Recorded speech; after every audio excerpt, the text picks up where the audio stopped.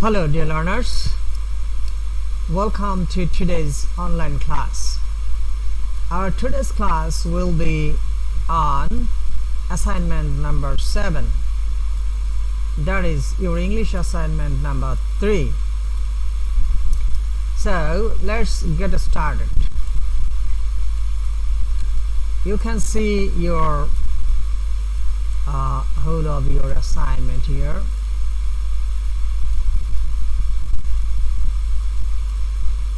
Okay, so let's see the assignment topic. You can see your assignment topic is assignment title. Topic means title. So writing a speech, assignment title. So we don't have anything to discuss about it. So it is writing a speech. Okay, topic and learning outcome. তোমাদের এটা যখন তুমি লিখবে তখন তো এই সমস্ত learning outcome গুলো হবে, তুমি এই সমস্ত কাজগুলো করতে পারবে। তো যাই হোক, এগুলো নিয়ে আলোচনা করার দরকার নেই, কারণ এগুলো বইয়ের মধ্যে আছে। তো এরপরে হলো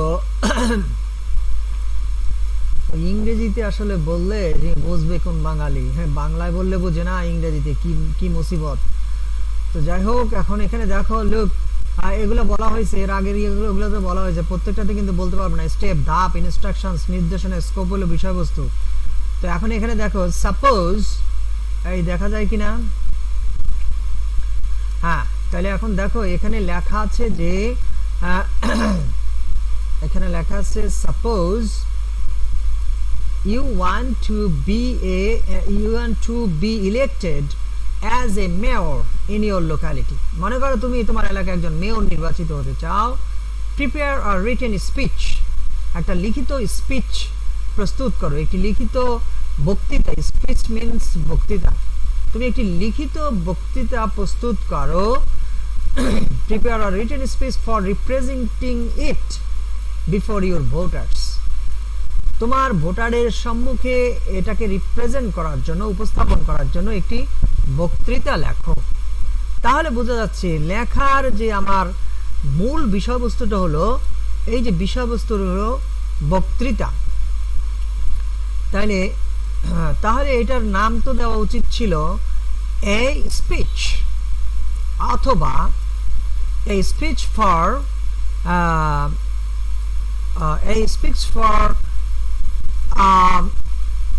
mayoral election, a speech for a mayoral election, এটা দেওয়া যেতে পারতো। অথবা a speech for a mayor candidate, ঠিক আছে, a speech from a mayor candidate, অথবা মেয়র ক্যান্ডিডেটের জন্য না দিয়ে, হ্যাঁ দেওয়া যায় জন্য, মানে মেয়র ক্যান্ডিডেট যারা হবে তারা এই ধরনের হবে, এর জন্য একটা বক্তৃতা। তো এখন কথাটা হলো যে এখানে বলা হয়েছে রাইটিং আ স্পিচ। তাহলে এটা যদি আমার অ্যাসাইনমেন্টের টাইটেল হয় রাইটিং আ স্পিচ, তাহলে তো আমি স্পিচ লেখার সম্পর্কে লিখবো, স্পিচ লেখার ভালো মন্দ, স্পিচ লেখার প্রকারভেদ, স্পিচ লেখলে কি ভালো হয় কি খারাপ হয়, হ্যাঁ কতগুলো টেকনিক আছে। তাহলে এটা স্পিচ রাইটিং এর উপরে একটা কম্পোজিশন হয়ে যাবে। এটা তো এক ধরনের কম্পোজিশনই, কারণ এখানে তুমি একটা স্পিচ লিখবে, একটা স্পিচ অনেক প্যারা হয়, সো এটা একটা কম্পোজিশন। এবং এখানে আমাদের এই যে ওয়ার্ড দিয়ে দিয়েছে, দেখো এখানে 250 ওয়ার্ড বলে দিয়েছে। সো এই কোনোভাবেই এই টপিকটির টাইটেল, এই অ্যাসাইনমেন্টের টাইটেলটা রাইটিং এ স্পিচ এটা হতে পারে না। সো আমরা এটার নাম দেব শুধু এই স্পিচ, অথবা তুমি লিখতে পারো এই speech from a mayoral candidate, এই যে এইভাবে লিখতে পারো এই স্পিচ, এই যে শুধু একটু লিখলেও চলবে, এই স্পিচ শেষ। আনারে লিখবা এই স্পিচ ফর প্রিপোজিশন আর্টিকেল ছোট হাতের for a mayoral candidate আচ্ছা না ফর না দিয়ে ফ্রম কোথ থেকে মানে এই স্পিচটা কোথ থেকে মানে মেয়রাল ক্যান্ডিডেট থেকে তাহলে ফ্রম দেব a speech from a mayoral a speech from FROM হ্যাঁ a speech from a mayoral candidates দেখো অনেক কিছু শেখার আছে আর্টিকেল প্রিপোজিশন কনজাংশন এইসব যদি থাকে যেমন aim in life ইনটা ছোট হাতে দিবে প্রিপোজিশন এখানে ফ্রম প্রিপোজিশন আর্টিকেল দেখো আগেরটা কিন্তু বড় হয়েছে কিন্তু মাঝখানেটা ছোট হয়েছে সুতরাং মাঝখানে যদি এই সমস্ত প্রিপোজিশন কনজাংশন হয় তাহলে ছোট হয় এই শিরোনামের মধ্যে অনেক কিছু আছে হ্যাঁ তাহলে ক্যান্ডিডেট ব্যাস এই যে এইটা তোমার নাম হয় দিবা শুধু এই স্পিচ এতটুকু দিলেই চলবে কারণ রাইটিং এ স্পিচ এটা হতে পারে না তাহলে রাইটিংটাকে বাদ দাও হ্যাঁ এই স্পিচ আর না হলে দিবা এই speech from a mayoral candidate okay তাহলে এই হলো গিয়া তোমার অ্যাসাইনমেন্টের টপিকটা আমি কারেকশন করে দিলাম তোমরা রাইটিং এ স্পিচ লিখবে না অ্যাজ এ টিচার আমি বলে দিলাম রাইটিং এ স্পিচ আসলে এখানে এটা হয় না আচ্ছা যাক তাহলে শিরোনামের ব্যাপার বলে দিলাম এটা হয়তো দেখা যাবে কালকে হয়তো বলবে যে না এটা চেঞ্জ হয়েছে আর না হলে কিছু বলবে না যাই হোক না কেন কথা হলো তোমার অ্যাসাইনমেন্ট তোমার শিক্ষকরা মূল্যায়ন করবে এই সমস্ত বিষয় নিয়ে কথা হয়েছে আর ওই যে অ্যাসাইনমেন্টের বিষয়ে যা বলার বলে দেওয়া হয়েছে আমি যদি এরপরে খাতা দেখি আমি আমার মতো দেখব ঠিক আছে আমি খাতার জন্য কোনো কান্নাকাটি করি না যদি আমাকে খাতা দেখতে বলে তাইলে আমি খাতা দেখবো আদারওয়াইজ তো আমি খাতা দেখবো না কারণ খাতা দেখার জন্য আমার খুব একটা বেশি শখ নেই হ্যাঁ তো যাই হোক আর শিক্ষকতা করা বড় কঠিন কোন প্রতিষ্ঠানের ছাত্রছাত্রী তোমরা শুনে রাখো এখন প্রি-টেস্ট পরীক্ষার প্রশ্নটা দেখো এই যে তোমাদের আগের ব্যাচ যারা কোন প্রতিষ্ঠানের ছাত্রছাত্রী তার প্রতিষ্ঠানের নাম পরীক্ষার খাতায় লিখতে পারে না এখন আমরা যদি প্রশ্নের মধ্যে দিয়ে দেই suppose you are a student of অমুক কলেজ মানে কলেজে নিজের কলেজটা যদি দিয়ে দেই আমি শিক্ষক আমি যে কলেজে চাকরি করি সেই কলেজটাকে সাপোজ বলি সেটা কি বলতে পারি আর আমি যদি সেটাকে বলি তাহলে সবাই ওইটাই লিখবে তাহলে এই যে নিজের প্রতিষ্ঠানের নাম লেখা নিষেধ তাহলে আমরা কিভাবে প্রশ্নের মধ্যে লিখে দিই সাপোজ মনে করো তুমি suppose you are a student of doctor Khandaker Mosharraf Hossain college এটা আমরা লিখতে পারি এটা যদি আমরা লিখি তাহলে তো 100% স্টুডেন্ট কি লিখবে ওইটা লিখবে আর এটা তো নিষিদ্ধ বোর্ড থেকে সো এই প্রি-টেস্ট পরীক্ষার প্রশ্নের মধ্যে আমরা কিভাবে এটা দিলাম আসলে কথা হলো যে কি বলবো না বলবো কারণ কথা বোবার কোনো শত্রু নাই তা আমি কি বোবা হয়ে থাকবো আমি তো বোবা না আমি যেটা জানি আমি এটা ছাত্রকে জানাতে হবে এই যে অ্যাসাইনমেন্ট নিয়ে এই যে কম্পোজিশন আর প্যারাগ্রাফের পার্থক্য নিয়ে এত বলা হয়েছে এরপর আমাকে পানিশমেন্ট নাম্বার দিতে হয়েছে তারপরে এত আলোচনা এত সমালোচনা কেন এটা আমার একার দায়িত্ব হ্যাঁ আজকে এই ছেলেমেয়েরা এই যে এখন যারা এবার সেকেন্ড ইয়ারে এদের কিন্তু আর পরীক্ষা নাই কিন্তু এরা কিন্তু ডিগ্রিতে যায় ঠিকই প্যারাগ্রাফ লিখবে এবং এরকম অনেক প্যারা লিখবে তারা হ্যাঁ সুতরাং তারা ফেলও করবে তো সুতরাং এই ক্ষতিটা কিন্তু আমরাই করলাম হ্যাঁ কারণ স্কুল থেকে শিখে আসতে পারে নাই স্কুলের টিচাররা কি মানে তারা সেখান থেকে কেন শিখে আসতে পারে নাই সেটা তারা জানে তাদের দায়িত্ব ছিল অনেক বড় এখন আমরা কি তারা শিখায় না বলে কি আমরা শেখাবো না তো সে কি ডিগ্রিতে গিয়ে শিখবে কোনোদিনও শিখবে না এবং ডিগ্রিতে গিয়ে সে কি ভালো নাম্বার কোনোদিনও পাবে কখনোই পাবে না তো যাই হোক আসলে কথা হলো সব দায়িত্বটা কি দায়িত্ব বলতে কোনটা বলছি এখন আমি যদি বলি হ্যাঁ স্টুডেন্টরা মনে করে আরে বাপরে বাপ এই স্যারে কেন বলে হ্যাঁ আমাদের যে বড় স্যার তো কিছু বলে না এই স্যারে কেন বলে এই স্যারই ভেজাল হ্যাঁ ওই পাগল ছাগল তো এরকম কিছু থাকে তাই না ওগুলো এরকমই মনে করে তো এখন কথা হলো যে নিজের প্রতিষ্ঠানের নাম দেওয়া যায় না সেখানে আমরাই দিয়ে দেই প্রতিষ্ঠানের নাম আচ্ছা আরেকটা জিনিস তোমাদের সিলেবাস আর এই যে এখন যারা সেকেন্ড ইয়ার আছে তাদের সিলেবাস সেম তোমাদের কোনো কম্পোজিশন নাই অথচ আমি সেকেন্ড ইয়ারের খাতা দেখেছি আজকে কালকে মিলে আমি সেকেন্ড ইয়ারের খাতা দেখেছি এই খাতার মধ্যে তারা ক্লাইমেট চেঞ্জ লিখছে কম্পোজিশন ওটার কম্পোজিশন মানে যা বলা হয়েছে সেটাই ক্লাইমেট চেঞ্জ কম্পোজিশন আর ওই যে আরেকটা দিছে প্যারাগ্রাফ এটা তো কেউ 14 প্যারায় লিখছে কেউ 1 প্যারায় লিখছে কিন্তু ক্লাইমেট চেঞ্জ সে মানে সবাই বলতে গেলে ওই দুই চারজন ছাড়া, ওই যে কম্পোজিশন আর প্যারাগ্রাফের পার্থক্য বোঝে না। আবার এখানে এই যে প্যারাগ্রাফ দুইটা কিন্তু দুই রকম, এখানে কোনো এসে নাই, কোনো কম্পোজিশন নাই, কিন্তু প্যারাগ্রাফ আছে দুইটা, ওই দুইটা প্যারাগ্রাফ দুই স্টাইলের। এগুলা সিলেবাস দেখতে হয়, এগুলো জানতে হয়, বুঝতে হয়, কিন্তু লেখে একটা লেখে কম্পোজিশন, একটা লেখে প্যারাগ্রাফ, দেখে দেখে তো লিখছে, একটা লেখে প্যারাগ্রাফ, একটা লেখে কম্পোজিশন। প্রশ্নের মধ্যে দেখে না যে দুইটাই প্যারাগ্রাফ, প্রশ্নের মধ্যে লেখাই আছে দুইটাই প্যারাগ্রাফ, এবং এইভাবেই আসবে। সো মানসম্মত ভালো নাম্বার কোনোদিনও পাবে না। হ্যাঁ, ওই শত শত ছাত্রের মধ্যে দুই চারজন ঐশ্বরিক ভাবে পাবে। হ্যাঁ, তো যাই হোক, এই বললে আমি যখন কিছু বলি, আমি যখন কিছু বলবো, হ্যাঁ, এমনিতে তো কোনো কিছু শুনেই না। এরপর আমি কিছু বললে কিছু স্টুডেন্ট আছে যেগুলোর মধ্যে ন্যূনতম শিক্ষা দীক্ষা বলতে কিছু নাই। হ্যাঁ, তাদের দেখা গেছে যে তাদের যে মানে পূর্বপুরুষ আছে, এই তাদের মধ্যে কোনো শিক্ষা দীক্ষা আছে কিনা সন্দেহ আছে, কারণ যদি থাকতো তাহলে তার বাচ্চা কাচ্চা এই ধরনের কথা বলতে পারে না। দেখা গেছে এখানে প্রিন্সিপাল স্যার কথা বলেছে, সেইটার ভিডিও সেখানেও দেখা গেছে যে তারা আলতু ফালতু কমেন্ট করে।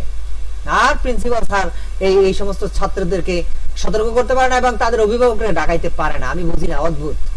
তো সুতরাং আমার কিছু বলার নেই।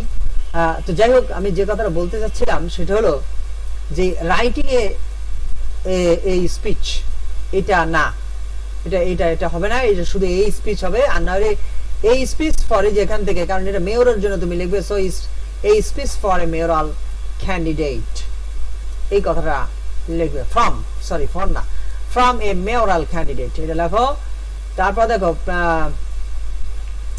এরপরে এটা হবে তোমার 250 ওয়ার্ডের মধ্যে, তার মানে এটা একটা কম্পোজিশন, বিভিন্ন প্যারায় হবে।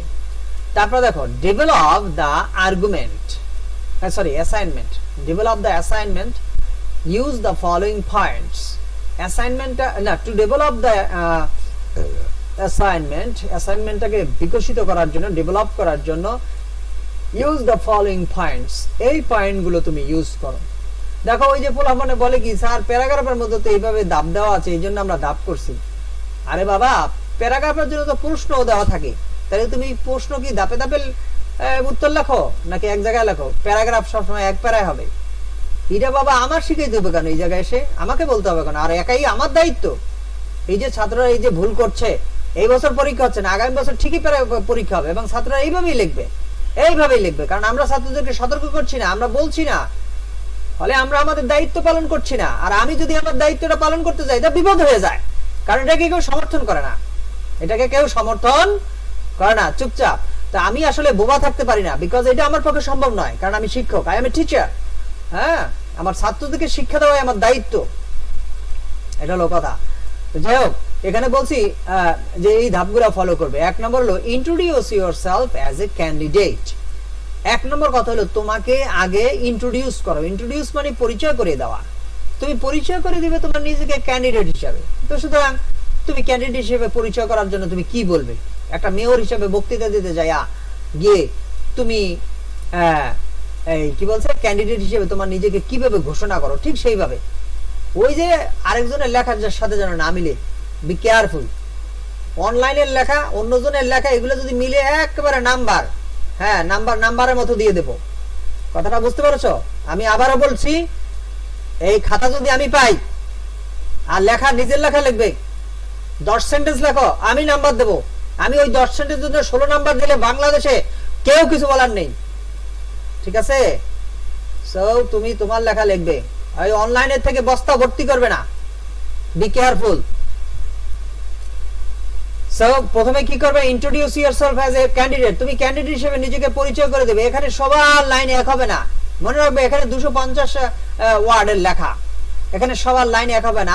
আমি বা যে কোনো লোক বুঝে যে কোনটা দেখে লেখা, কোনটা নিজের লেখা, কি মিলে কি মিলে না, এগুলাতে জ্ঞান দেওয়ার দরকার নাই আমাকে, বা কোনো শুধু আমি একা না, আরো আছে। যদি এটা যদি চ্যালেঞ্জ হয়, চ্যালেঞ্জ হলে এটা দেখার মতো, বিবেচনা করার মতো বাংলাদেশে বহুত লোক আছে। উপজেলা শিক্ষা অফিসার, হ্যাঁ, জেলা শিক্ষা অফিসার, এরপরে আর উপরেও আছে, ঠিক আছে? তো তাইলে কথা হলো, তুমি তোমাকে ইন্ট্রোডিউস করবে, এটা কোনোদিন আরেকজনের সাথে মিলবে না। So be careful. এরপরে গেল পরিচয় করে, নিজেকে পরিচয় করে দিবে। এটা নিয়ে এক প্যারা, অবশ্যই একটা প্যারা করবে, সেটা যেই কয় লাইন তুমি কয় লাইন লিখবে সেটা তোমার ব্যাপার। আচ্ছা, ন্যারেট ইয়োর এক্সপিরিয়েন্স, তোমার এক্সপিরিয়েন্সটাকে ন্যারেট করো, বর্ণনা করো। এক্সপিরিয়েন্স, ডেডিকেশন অ্যান্ড স্কিলস, তোমার অভিজ্ঞতাগুলো কি? তুমি যদি একজন মেয়র হতে চাও, তোমার প্রিভিয়াস কি শিক্ষাগত অভিজ্ঞতা, কি অন্যান্য অভিজ্ঞতা আছে, হ্যাঁ, তুমি সেগুলো ব্যাখ্যা করো, ন্যারেট করো, বর্ণনা করো। আর কি করবে? Experience and dedication. ডেডিকেশন, উৎসর্গ, তোমার উৎসর্গ কি? তুমি কিভাবে নিজেকে উৎসর্গ করেছো বিভিন্ন কাজে, কি কি কাজ করেছো এর আগে, ঠিক আছে, বা তুমি কি করতে চাও, এই সেগুলোও তুমি বর্ণনা করবে। অ্যান্ড স্কিলস, তোমার দক্ষতাগুলো বর্ণনা করবে। অর্থাৎ নিজের সম্পর্কে প্রথমে তো মেয়র হিসেবে পরিচয় করিয়ে দিবে, সেখানে কিছু লিখবে। দ্বিতীয় ধাপে এখানে এসে নিজের সম্পর্কে আরো কিছু বিস্তারিত ভাবে, প্রয়োজনে একাধিক প্যারায়, এক প্যারা না, প্রয়োজনে একাধিক প্যারা তুমি লিখবে নিজের সম্পর্কে। আবার ওদিকেও খেয়াল রাখবে, 250 ওয়ার্ডের দিকেও খেয়াল রাখবে যে 250 বলছে দিকে 250 হবে তা নয়, একটু কম বেশিও হতে পারে। আর আবারও সতর্ক করে দিচ্ছি, এই যে আমি যখন গুগলে সার্চ দেব, এই যে দেখো, আচ্ছা এখন এটা করতে গেলে আমার এখানে রেকর্ডিংটা সমস্যা হবে, এখানে অনেক ব্যাপার স্যাপার আছে। এখানে আমি যদি সার্চ দিতে যাই তাহলে এই সাউন্ড একটার সাথে একটা মিলবে না, প্রবলেম হতে পারে, সমস্যা আছে। তো এখন দেখো,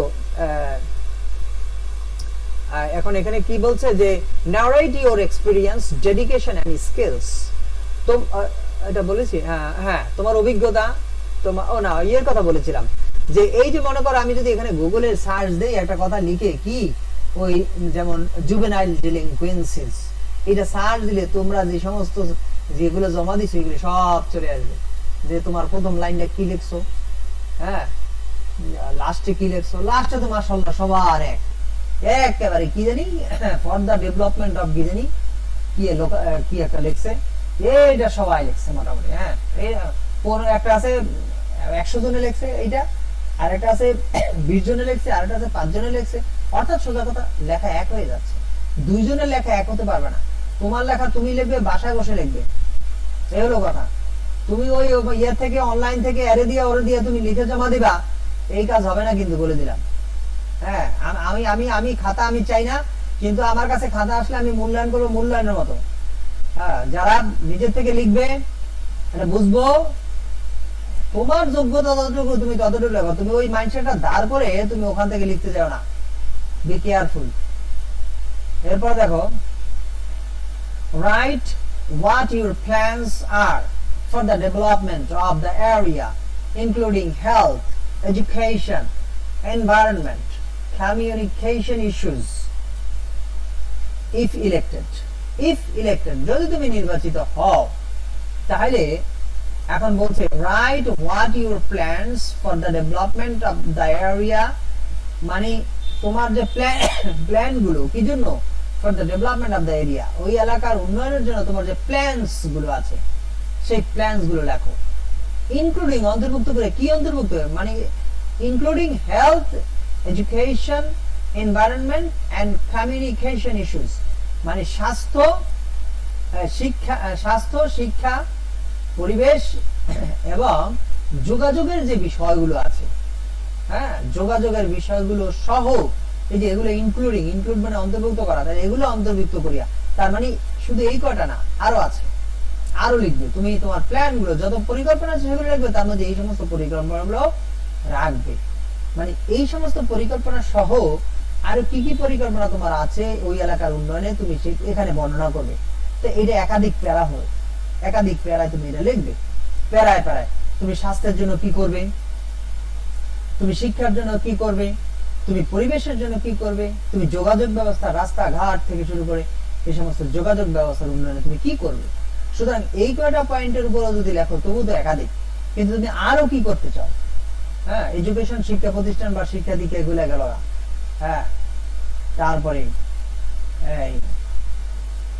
এরপরে কি আছে মনে করো, আরো অন্যরকম এগ্রিকালচারকে নিয়ে আসতে পারো, কৃষি একটা গুরুত্বপূর্ণ জিনিস, এটাকে নিয়ে আসতে পারো।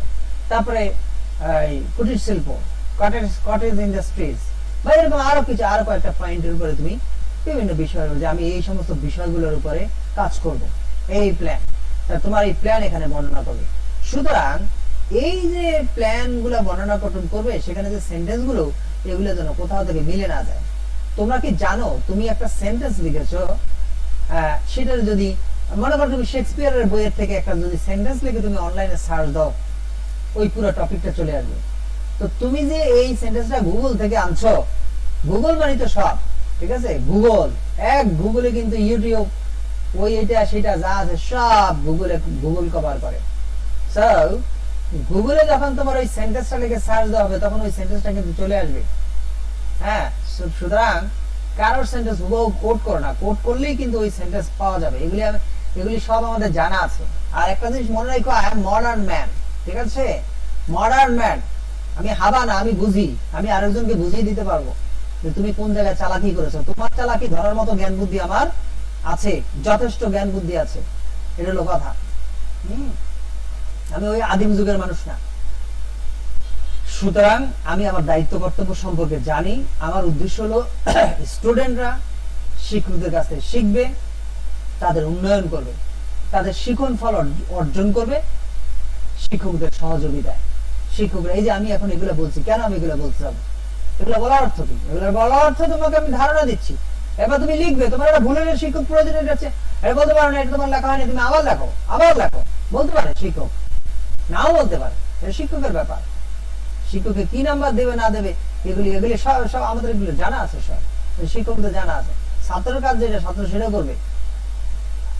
আচ্ছা, এরপর দেখো, পুট ডাউন সাম আর্গুমেন্টস, কিছু আর্গুমেন্ট লিখে, এই যে পুট ডাউন মানে লিখে রাখা, লেখা, পুট ডাউন সাম আর্গুমেন্টস, কিছু যুক্তিতর্ক লেখো, ইন ফেভার অফ মানে হলো পক্ষে, সপক্ষে, ইন ফেভার অফ, ফেভার অনুকূলে, সপক্ষে বা অনুকূলে, in favour of your candidature, তোমার যে প্রার্থীতা সেটার অনুকূলে কিছু কিছু যুক্তিতর্ক লেখো। তো এই যুক্তিতর্ক তো তুমি যে শিক্ষিত, তুমি যে ইত্যাদি, সেটা তো আগেই বলে দিছো।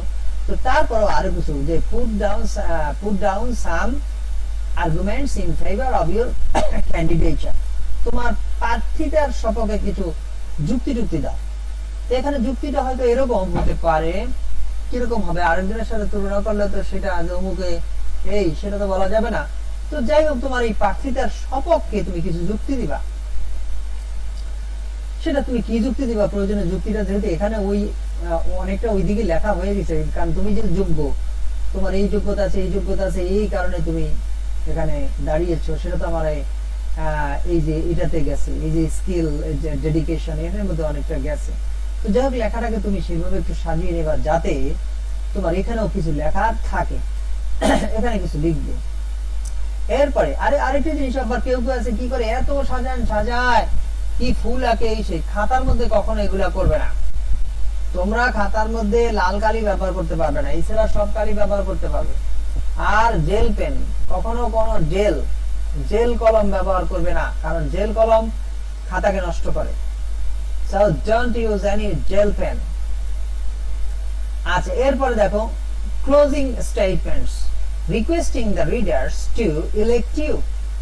আচ্ছা দেখো, ক্লোজিং স্টেটমেন্ট তো তুমি দিবা, কিন্তু সেটার মধ্যে তোমার মেইনলি সেটা তো তুমি দিবাই, তার মধ্যে তোমার ক্লোজিং স্টেটমেন্টের একটা বিষয়বস্তু বলে দিয়েছে, রিকোয়েস্টিং দ্য রিডার্স, পাঠকদেরকে অনুরোধ করে কি করতে, টু ইলেক্ট ইউ, তোমাকে নির্বাচিত করতে, পাঠকদেরকে অনুরোধ করে তুমি কি করো,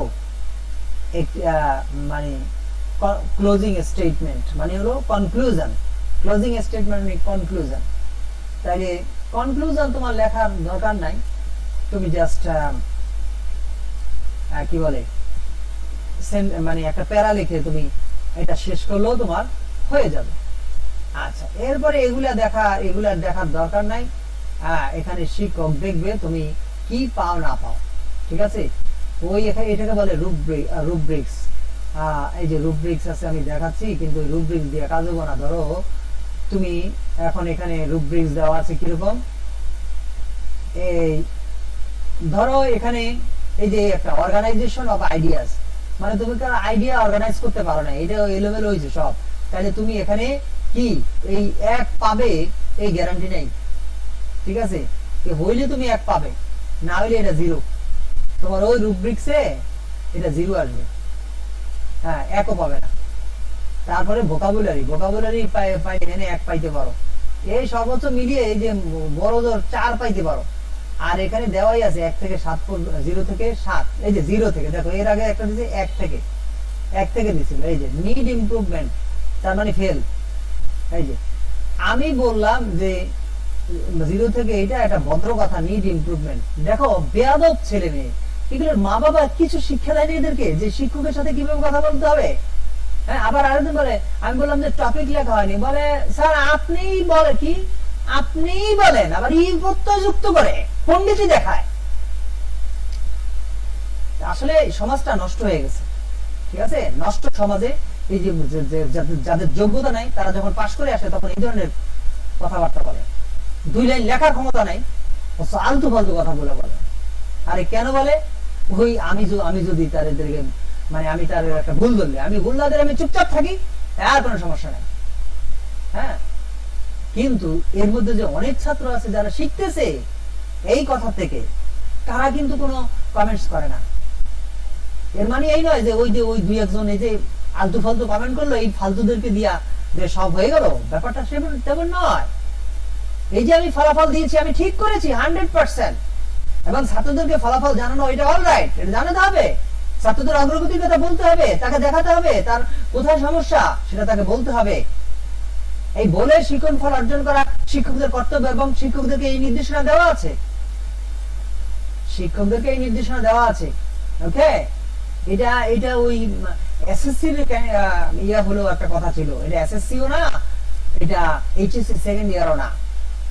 9 থেকে শুরু করে এই 2 ক্লাস বাদ দিলে বাকি যেটা আছে, এই অ্যাসাইনমেন্ট তো মানে রেজাল্ট দেওয়া উচিত, তাদেরকে দেখানো উচিত তাদের কোথায় ভুল হচ্ছে, নাহলে তারা লিখতেই থাকবে। আর শিক্ষকরা কি করবে? অ্যাসাইনমেন্ট গ্রহণ করবে, খাতায় নাম্বার উঠাবে।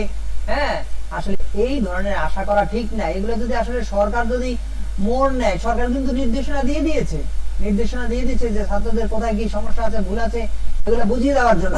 এটি তো শিক্ষকের কাজ। এখন শিক্ষক যদি এগুলি না করে, তাহলে কর্তব্য অবহেলা করলো। কত আর আসলে কি বলবো না বলবো, শিক্ষকদের বিবেক থাকা দরকার কিছু। হ্যাঁ, তো যাই হোক, এখন মনে করো এই ধরো তোমাকে যদি 1 কইরাও দেওয়া, সর্বোচ্চ তুমি নাম্বার পেতে পারো 4, তোমাকে 7 দিলেও তো তুমি ফেল। হ্যাঁ, এই যে এই কথাটাই বললাম, এই কথাটা দেখে মনে হলো যে যখন বলছিলাম 0 থেকে 7 নিড ইমপ্রুভমেন্ট, আমি বলছি এটা হলো ফেল, আর এটা হলো কোনো মতে পাস। এই যে গুড হইলো, গুড না তো, এটা কি একটা ছিল জানি তখন, গুড ছিল মনে হয়। যাই হোক, আমি দেখতেছি আমার সব অ্যাসাইনমেন্ট যায় বাদ, আমি কিসের আবার এই নাম্বার দেখবো? হ্যাঁ, অ্যাসাইনমেন্ট তো বাতিল। প্যারাগ্রাফের জায়গায় কম্পোজিশন দিলে অ্যাসাইনমেন্টে কি থাকে, সেটা বাতিল হয়ে যায়। আমি কিসের রুব্রিক্স দেখতে যাবো? আর রুব্রিক্সে কেউ যদি এখানে 0 পাই, 0 0 0 0, হ্যাঁ, আর নাহলে 1 1 1 1 করে পাইলো, তাহলে 4 পাইলো। কোথায় 4 কোথায় 7? এই ফেল হইলো 7 পর্যন্ত। সুতরাং এই রুব্রিক্স দিয়ে কিছু হবে না, এই 1 করে দিলেও 4, এই 4 দিয়ে কি করবে? সুতরাং কথা এটা নয়, কথা হলো, আমার উদ্দেশ্য হলো শেখানো। শেখো, তোমরা নিজের থেকে লেখো, ভালো নাম্বার পাবে, এই হলো কথা। নকলবাজি এগুলি সবসময় কিছু পোলাপানে করবে। ক্লাসে পড়াইতে গেলে দেখা যাবে ওই পোলাপানে ক্লাসে পাওয়া যাবে না, ক্লাসে থাকলেও দেখা যাবে ইতরামি ফাজলামির মধ্যে ইয়ে করে, মনোযোগ দেয় না। কিন্তু এর মধ্যেও কিছু ছাত্র থাকে ভালো, কিছু ছাত্রের ভালো করতেই হবে। তো সুতরাং এখানে আসলে আলাপ আলোচনা সবশেষ। নেক্সট আবার কোন অ্যাসাইনমেন্টের ব্যাপারে আলোচনা করলে কিন্তু এতটুকু আলোচনা করবো না, কারণ একই জিনিস বারবার, ওই যে স্কোপ, ওই ইনস্ট্রাকশন, এগুলো নিয়ে আর কথা বলবো না, কিন্তু সাধারণ আলোচনাটা দিয়ে দেবো। ওকে, তো আজকের আলোচনা এই পর্যন্তই। কোনো সমস্যা থাকলে কমেন্ট করবে।